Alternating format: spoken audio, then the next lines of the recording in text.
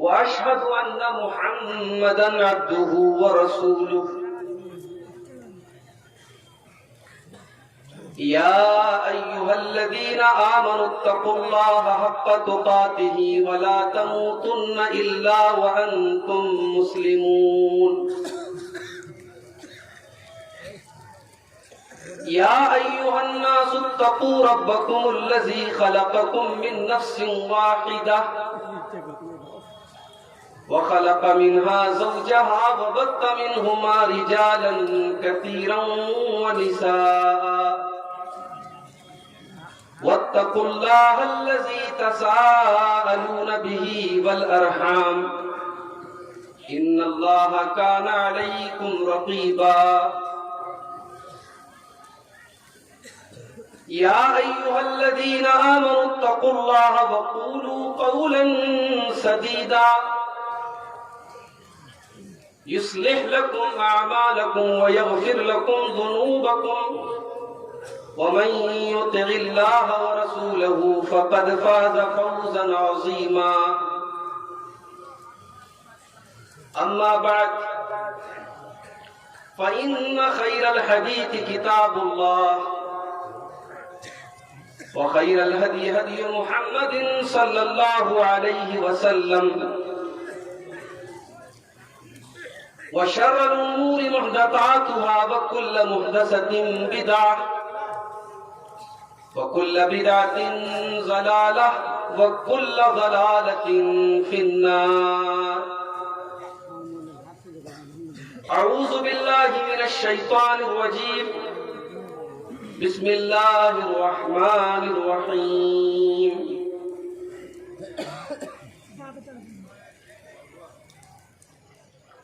وأطيعوا الله ورسوله ولا تنازعوا فتفشلوا وتذهب ريحكم. وقال النبي صلى الله عليه وسلم المؤمن للمؤمن كالبنيان يشد بعضه بعضا متفق عليه.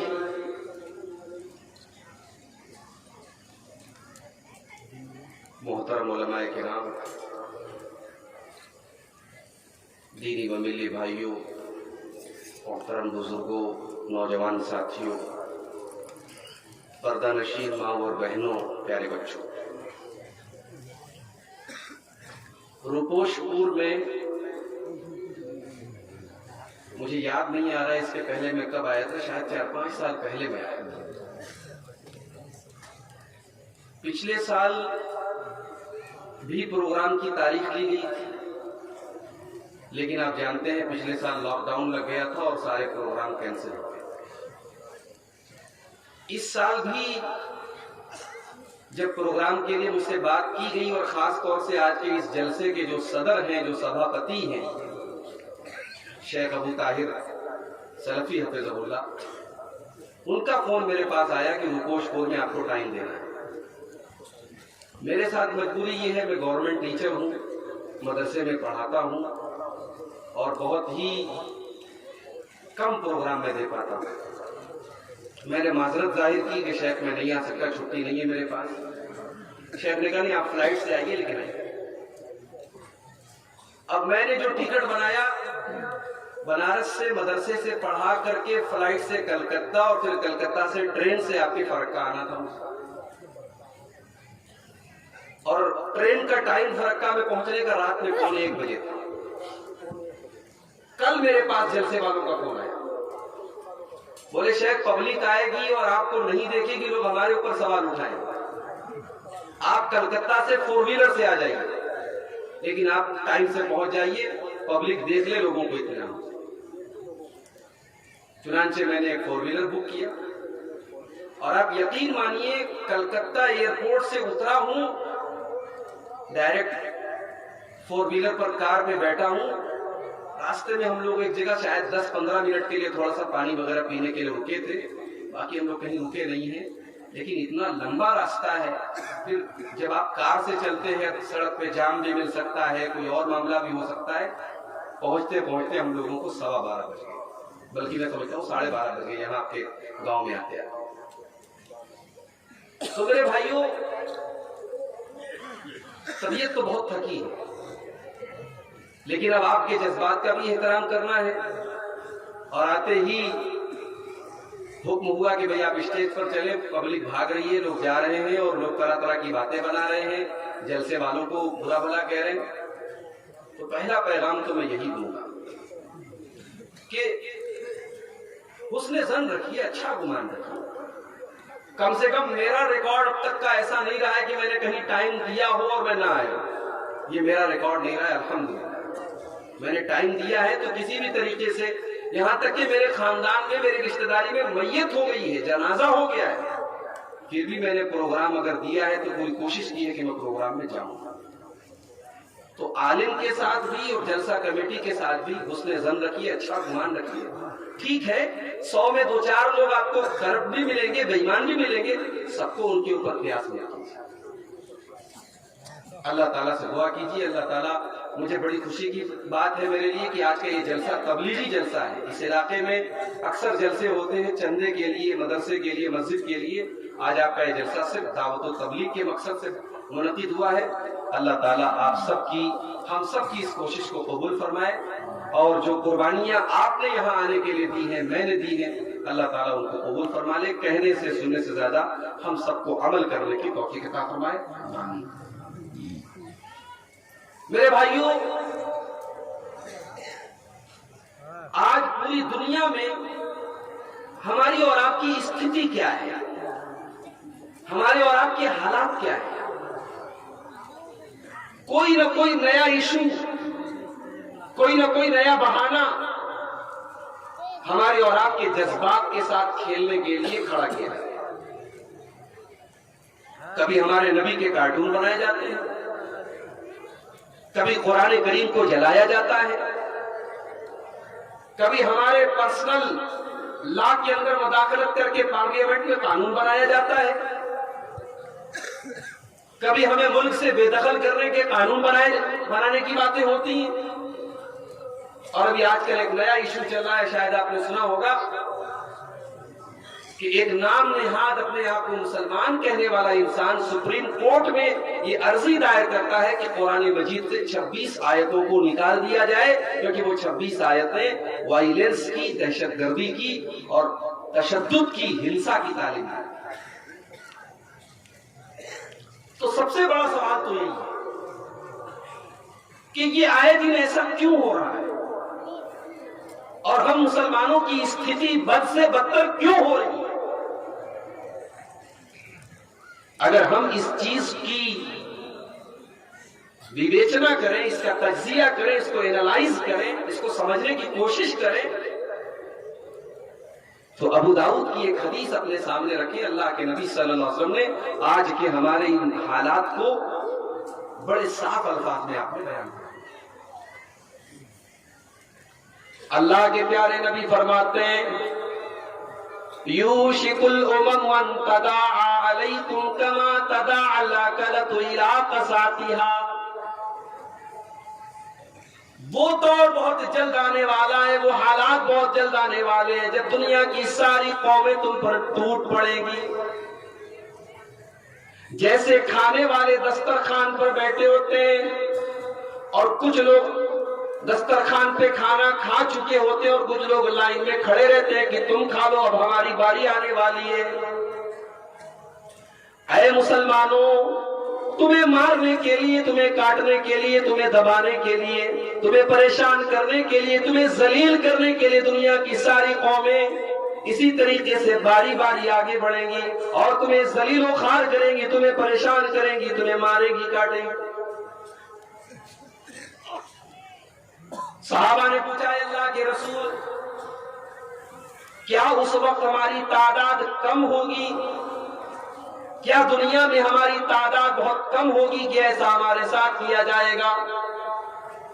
نبی اکرم فرماتے ہیں کہ نہیں، تعداد تو تمہاری بہت زیادہ ہوگی، وَلَٰكِنَّكُمْ غُثَاءٌ كَغُثَاءِ السَّيْلِ، لیکن تمہاری حیثیت پانی کے اوپر جو جھاگ ہوتا ہے، پانی کے اوپر جو بلبلے ہوتے ہیں، تمہاری حیثیت پانی کے اوپر کے جھاگ کی طرح ہو جائے گی۔ تمہارے اندر کوئی طاقت نہیں ہوگی، کوئی پاور نہیں ہوگا، جو چاہے گا جیسے چاہے گا جب چاہے گا تمہیں مسل دے گا، تم اتنے کمزور ہو جاؤ گے۔ اللہ تبارک و تعالیٰ دشمنوں کے دلوں سے تمہارے رعب و دبدبا کو نکال دے گا، کوئی تم سے ڈرے گا نہیں، کسی کے دل میں تمہارا بھے نہیں ہوگا، کسی کے دل میں تمہارا ڈر نہیں ہوگا، اور اللہ تبارک و تعالیٰ تمہارے دلوں میں وہن ڈال دے گا، تمہارے دلوں میں کمزوری ڈال دے گا، تمہارے دلوں میں ایک بیماری ڈال دے گا۔ صحابہ نے پوچھا اے اللہ کے رسول وہ کون سی بیماری اللہ تعالیٰ ہمارے دلوں میں ڈال دے گا؟ فرمایا حب الدنیا و کراہیت الموت، دنیا کی محبت تمہارے دلوں میں ڈال دی جائے گی اور موت کی نفرت تمہارے دلوں میں ڈال دی جائے گی۔ دنیا تمہیں بہت عزیز ہو جائے گی، دنیا سے تمہیں بڑا پیار ہو جائے گا، تم دنیا کو پانے کے لیے اور دنیا کو حاصل کرنے کے لیے کچھ بھی کرنے کو تیار ہو جاؤ گے۔ حالات آپ دیکھ،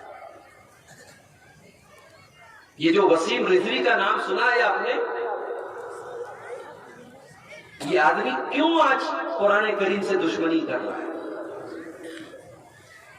کیوں اس نے وہ نیوز چینلوں پر بیٹھ کر کے قرآن کی آیتیں پڑھ پڑھ کے لوگوں کو بتا رہا ہے کہ دیکھو بھائی قرآن جو ہے لڑنے کی اور جہاد کرنے کی اور قتل کرنے کی اجازت دے رہا ہے، چند ٹکوں کے بدلے، دنیا کی کرسی کے بدلے، دنیا کے لالچ کے بدلے۔ یہ بہت بڑا دلال ہے۔ اس کے پہلے شیعہ وقف بورڈ کا چیئرمین تھا، اربوں روپے کا اس نے گھوٹالہ کیا، اس کے نام پہ بہت سارے کیس چل رہے ہیں۔ اب حکومت کی نظر میں کیسے اچھا بن جاؤں، ایک نیا پیترا یہ کیا۔ میرے پیارے بھائیوں، حب الدنیا آج ہمارے ذلیل اور خوار ہونے کی سب سے بڑی وجہ یہی ہے۔ اللہ کے نبی فرما رہے ہیں کہ تم دنیا کو سے محبت کرنے لگو۔ ہماری شریعت ہمیں یہ تعلیم تو نہیں دیتی کہ ہم دنیا چھوڑ کے پہاڑوں پہ چلے جائیں، جنگلوں میں چلے جائیں، ہم دنیا کے کام نہ کریں، ہم دنیا سے پیار نہ کریں، ہم بال بچوں شادی نہ کریں، بال بچے نہ پالیں۔ نہیں، ہماری شریعت ہمیں یہ تعلیم تو نہیں دیتی، مگر ہماری شریعت ہم سے یہ بھی نہیں کہتی کہ تم دنیا میں اتنے ڈوب جاؤ اور دنیا میں اتنے غرق ہو جاؤ کہ آخرت کو بھول جاؤ۔ ہماری شریعت ہم سے کہتی ہے تم دنیا میں رہو لیکن آخرت کی تیاری کرو، آخرت کو مت بھولو، دنیا کو سب کچھ مت سمجھو۔ تمہاری زندگی کا مقصد دنیا نہیں ہے، تمہاری زندگی کا مقصد آخرت ہے۔ حضرت عبداللہ بن عمر کا نام آپ نے سنا ہوگا، بہت بڑے صحابی ہیں۔ ان کے ایک بیٹے کا نام سالم بن عبداللہ تھا، یہ تابعی ہیں اور اللہ کے بہت نیک بندے، بہت نیک انسان ہیں۔ سالم بن عبداللہ ایک مرتبہ خانے کعبہ کا طواف کر رہے تھے، بہت بڑی ہستی تھی اپنے دور کی، ان کے آگے پیچھے بھی لوگ لگے ہوئے تھے۔ اتفاق سے اس دور کا جو خلیفہ تھا، اس دور کا جو حکمراں تھا، جس کا نام ہشام بن عبد الملک تھا، اتفاق سے وہ بھی عمرہ کرنے کے لیے آیا تھا، وہ بھی خانے کعبہ کا طواف کر رہا تھا۔ اس نے دیکھا کہ ایک آدمی ہے، سفید کپڑے پہنے ہوئے ہیں اور لوگ اس کے پیچھے پیچھے لگے ہوئے ہیں۔ اس نے پوچھا بھائی یہ کون ہے، کون ہے یہ لوگ اتنا زیادہ ان کا احترام کر رہے ہیں، ان کے پیچھے پڑے ہوئے ہیں؟ کہا گیا آپ نہیں پہچانتے، یہ حضرت عمر کے پوتے ہیں، عبداللہ بن عمر کے بیٹے سالم بن عبداللہ ہیں۔ ہشام بن عبد الملک کو پتا چلا یہ اللہ کے ایک نیک بندے ہیں، یہ حضرت عمر کے پوتے ہیں۔ ہشام ان کے قریب آیا، سلام کیا اور کہا کہ اے ہشام، میں اس دور کا خلیفہ ہوں، میرے پاس بہت بڑی دولت ہے، بڑے خزانے ہیں۔ اے سالم بن عبداللہ، اگر آپ کو کوئی ضرورت ہو، کوئی چیز اگر آپ کو چاہیے، کچھ پیسے چاہیے، کچھ دولت چاہیے تو اے سالم میں دینے کے لیے تیار ہوں۔ سالم بن عبداللہ نے جواب دیا، اے ہشام، اے امیر المومنین، اے مسلمانوں کے خلیفہ، تم اس وقت کہاں کھڑے ہو؟ کہاں میں خانے کعبہ کے سامنے کھڑا ہوں۔ کہا کہ ہشام بن عبد الملک مجھے یہ اچھا نہیں لگتا کہ اللہ کے گھر کے پاس، اللہ کے گھر میں اللہ کو چھوڑ کر کے کسی اور سے کوئی سوال کروں، میں تم سے یہاں پہ کچھ نہیں مانگ سکتا، یہ اللہ کا گھر ہے، یہ خانہ کعبہ ہے، مجھے یہ گوارا نہیں کہ میں خانہ کعبہ کے پاس، اللہ کے گھر کے پاس تم سے کوئی سوال کروں۔ ہشام بن عبد الملک خاموش ہو گیا۔ تھوڑی دیر کے بعد سالم بن عبداللہ نے طواف مکمل کیا۔ طواف مکمل کرنے کے بعد 2 رکعت نماز پڑھی، طواف کے بعد کی نماز پڑھنے کے بعد جب وہ مسجد حرام سے باہر نکلے، حرم سے باہر نکلے، ہشام بھی ان کے پیچھے پیچھے نکلا۔ جب مسجد حرام سے وہ نکل گئے، ہشام بولا اے سالم، اب تو تم مسجد حرام سے باہر نکل چکے ہو، اب تو تم خانہ کعبہ سے باہر نکل چکے ہو، اب میں تم سے پھر سے گزارش کرتا ہوں، تم کو کوئی چیز مانگنا ہو تو مجھ سے مانگو۔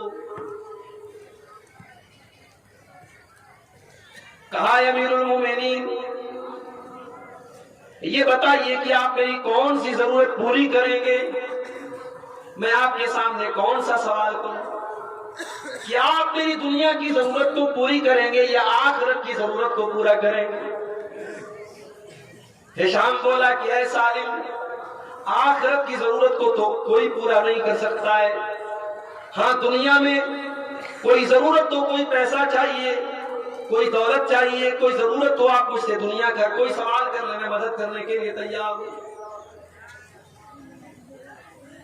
حضرت سالم نے بڑا پیارا جواب دیا، کہا اے ہشام کان کھول کر کے سن لے، ما سألت الدنیا، میں نے دنیا کا سوال تو دنیا کے مالک سے بھی نہیں کیا ہے، ما سألت الدنیا ممن یملکها، جو اللہ تبارک و تعالیٰ دنیا کا مالک ہے، میں نے خانہ کعبہ میں ہاتھ اٹھایا تو دنیا کا سوال اللہ تعالیٰ سے نہیں کیا، میں نے دنیا نہیں مانگی، فَكَيْفَ أَسْأَلُهَا مِمَّن لَّمْ يَمْلِكْهَا، تو اے ہشام میں دنیا کا سوال تجھ سے کیسے کروں؟ تو تو دنیا کا مالک بھی نہیں ہے، جو دنیا کا مالک ہے میں نے تو دنیا کا سوال اس سے بھی نہیں کیا ہے، میں تجھ سے دنیا کا سوال کیسے کر سکتا ہوں؟ تو دنیا کا مالک بھی نہیں ہے۔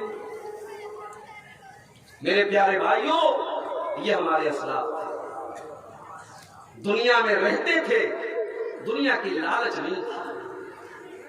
ہمارے نبی کی زندگی کو دیکھو، ترمذی کی روایت، اللہ کے نبی صلی اللہ تعالیٰ علیہ وسلم چٹائی پر لیٹا کرتے تھے، چٹائی پر لیٹنے کی وجہ سے آپ کی پیٹھ کے اوپر چٹائی کے نشان پڑ جایا کرتے تھے۔ ایک مرتبہ صحابہ کہنے لگے اے اللہ کے نبی لو اتخذنا لک وطان، آپ اجازت دیں ہم آپ کے لیے بہترین بستر کا انتظام کر دیں، گدے کا انتظام کر دیں۔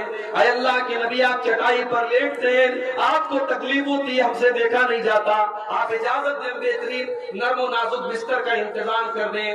میرے نبی کیا جواب دیتے ہیں؟ او نبی کا کلمہ پڑھنے والوں، او نبی سے محبت کا دعویٰ کرنے والوں، اپنے نبی کا جواب سنو۔ اللہ کے نبی فرماتے ہیں مالی وللدنیا، اے میرے صحابہ مجھے تمہارے نرم و نازک بستروں کی ضرورت نہیں ہے، مجھے دنیا سے کیا لینا دینا، مالی وللدنیا، میرا دنیا سے کیا لینا دینا ہے، ما انا الا کراکب استظل تحت شجرۃ ثم راح فترکها، فرمایا او لوگوں میں تو اس مسافر کی طرح ہوں جو ایک پیڑ کے نیچے آرام کرنے کے لیے لیٹ جاتا ہے، ایک درخت کے نیچے آرام کرنے کے لیے لیٹ جاتا ہے، تھوڑی دیر آرام کرتا ہے پھر اپنی منزل کی طرف آگے بڑھ جاتا ہے۔ یہ دنیا میری منزل نہیں ہے، یہ دنیا میرا ٹھکانہ نہیں ہے، میں تو تھوڑی دیر جب تک اللہ نے زندگی دی ہے اس دنیا میں رہنے کے لیے آیا ہوں، میری منزل تو جنت ہے، میری منزل تو آخرت ہے، میں دنیا کو دل لگانے کے لیے، دنیا سے دل لگانے کے لیے دنیا میں نہیں آیا ہوں۔ جگہ جی لگانے کی دنیا نہیں ہے، یہ عبرت کی جا ہے، تماشا نہیں۔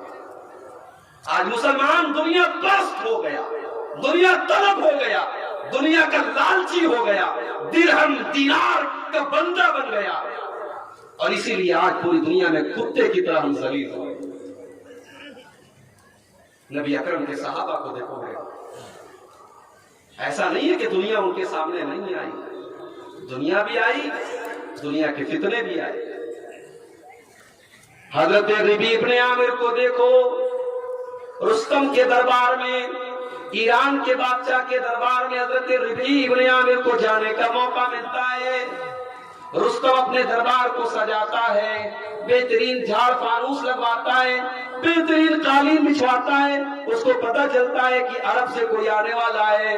وہ سوچتا ہے کہ اپنے دربار کو اتنا خوبصورت بنا دوں کہ عرب کے دیہات کا اور عرب کے صحراؤں کا وہ رہنے والا انسان میرے دربار کی خوبصورتی کو دیکھ کر کے ڈر جائے، مرعوب ہو جائے، بھیبھیت ہو جائے، میرے دربار کو دیکھ کر کے ڈر جائے. رستم نے اپنے دربار کو سجایا سوارا. حضرت ربیع بن عامر رضی اللہ تعالیٰ عنہ جب رستم کے دربار میں پہنچے، اپنے گھوڑے سے اترے اور اپنے نیزے کو اپنے ہاتھوں میں لیے تھے. اپنے نیزے کو اس کی قیمتی قالین پر چبوتے ہوئے سیدھے رستم کے سامنے کھڑے ہو گئے. رستم نے دیکھا ہے اتنا بہترین میں نے دربار سجایا، اتنا بہترین قالین بچھایا، اور یہ عرب کا دیہات کا صحرا کا رہنے والا، اس کو میرے اس خوبصورت دربار میں کوئی رونق نظر نہیں آئی، کوئی اٹریکشن نظر نہیں آیا. یہ اس قالین کو چبوتے ہوئے اور قالین کو خراب کرتے ہوئے میرے سامنے آ کے کھڑا ہو گیا. تو رستم نے پہلا سوال یہ کیا کہ تم آئے کس لیے؟ تم عرب سے فوج لے کر کے آئے ہو اور ایران جیسی سپر پاور سے لڑنا چاہتے ہو، کیا مقصد ہے تمہارا؟ حضرت ربیع بن عامر نے بڑا پیارا جواب دیا تھا. مسلمانوں وہ جواب اپنے دل و دماغ میں اتارنے کی کوشش کرو. حضرت ربیع نے فرمایا جئنا لنخرج العباد من عبادت العباد الى عبادت اللہ. اے رستم، ہم اس لیے دنیا میں آئے ہیں تاکہ لوگوں کو اللہ کی بندوں کی بندگی سے نکال کے اللہ کی بندگی کے سے لگا دیں. لوگ انسانوں کے غلام بنے ہوئے ہیں، لوگوں کو انسانوں کی غلامی سے نکال کے اللہ کا بندہ بنا دیا جائے. وَمِن جَوْرِ الْأَدْيَانِ إِلَىٰ عَدْلِ الْإِسْلَامِ. لوگ طرح طرح کی ظلم و ستم کے شکار ہیں.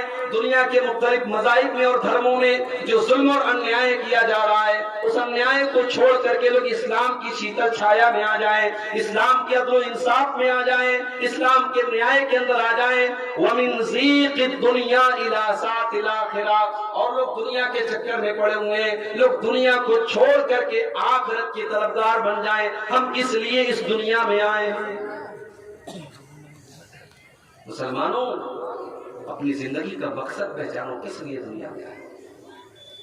ہمارا اور آپ کا مقصد یہی نہیں ہے بس ٹوپی لگا لو، لنگی پہن لو، ختنہ کرا لو اور بہترین بڑے کا گوشت اڑاؤ، بس ہو گیا بھائی مسلمان کی پہچان یہی ہے. مسلمان کی زندگی کا کچھ مقصد ہے. میری زندگی کا مقصد تیرے دین کی سرفرازی. میں اسی لیے مسلمان، میں اسی لیے نمازی. مسلمان کی زندگی کا مقصد اللہ تبارک و تعالیٰ کے دین پر چلنا، اللہ کو راضی کرنا ہے. قل ان صلاتی و نسکی و محیای و مماتی للہ رب العالمین. اے نبی آپ کہہ دیجئے میرا جینا، میرا مرنا، میری نماز، میری قربانی سب اللہ رب العالمین. جب ہم نے اپنا مقصد چھوڑ دیا میرے بھائی، اللہ تبارک و تعالیٰ نے ہمیں ذلیل کر دیا. یہ مائک میرے سامنے رکھا ہے، یہ مائک میری آواز آپ تک پہنچا رہا ہے، اس لیے یہ مائک یہاں رکھا ہے. اگر یہ مائک اپنا مقصد پورا نہ کرے ہم اسے سائڈ کر دیں گے، اسے کنارے کر دیں گے. دنیا کی ہر چیز میں جو مقصد ہے، اگر وہ چیز اپنے مقصد کو پورا نہ کرے تو ہماری اور آپ کی عادت ہے ہم اس کو سائڈ کر دیتے ہیں، اس کو پھینک دیتے ہیں، اس کو ڈسٹ بین میں ڈال دیتے ہیں. مسلمانوں، ہماری زندگی کا کیا مقصد ہے؟ ہماری زندگی کا مقصد ہے ہم اپنے رب کو راضی کریں، اپنے اللہ کو پہچانیں. ہماری زندگی کا مقصد ہے ہم اللہ تبارک و تعالیٰ کے بتائے ہوئے زندگی کے مطابق زندگی گزاریں. مگر ہماری زندگی کہاں گزر رہی ہے؟ کون سی ایسی برائی ہے جو آج مسلمان نہیں کر رہا ہے؟ آج مسلمانوں کی عورتوں کو آپ دیکھیں، مسلمانوں کے نوجوانوں کو دیکھ لیں. کہتے ہیں کسی بھی قوم کی طاقت اس کے نوجوان ہوتے ہیں. کسی قوم کے اندر اگر بگاڑ پیدا کرنا ہو اس قوم کے نوجوانوں کو خراب کر دو. آج ہمارے نوجوانوں کا کیا حال ہے میرے بھائی؟ کوئی سگریٹ پی رہا ہے، کوئی گٹکھا کھا رہا ہے، کوئی گندی تصویریں دیکھ رہا ہے، کوئی اپنے گاؤں کی لڑکیوں کو چھیڑ رہا ہے. زندگی کا کوئی مقصد نہیں، جوانی کا کوئی مقصد نہیں. کیا یہی ایک مسلمان نوجوان کی زندگی ہوتی؟ کیا اس جوانی کا حساب اللہ کیا نہیں دینا ہے؟ اللہ کے پیارے نبی فرماتے ہیں لا تزول قدم ابن آدم من عند ربه یوم القیامہ، قیامت کے دن انسان اپنی جگہ سے ہل بھی نہیں پائے گا، انسان اپنی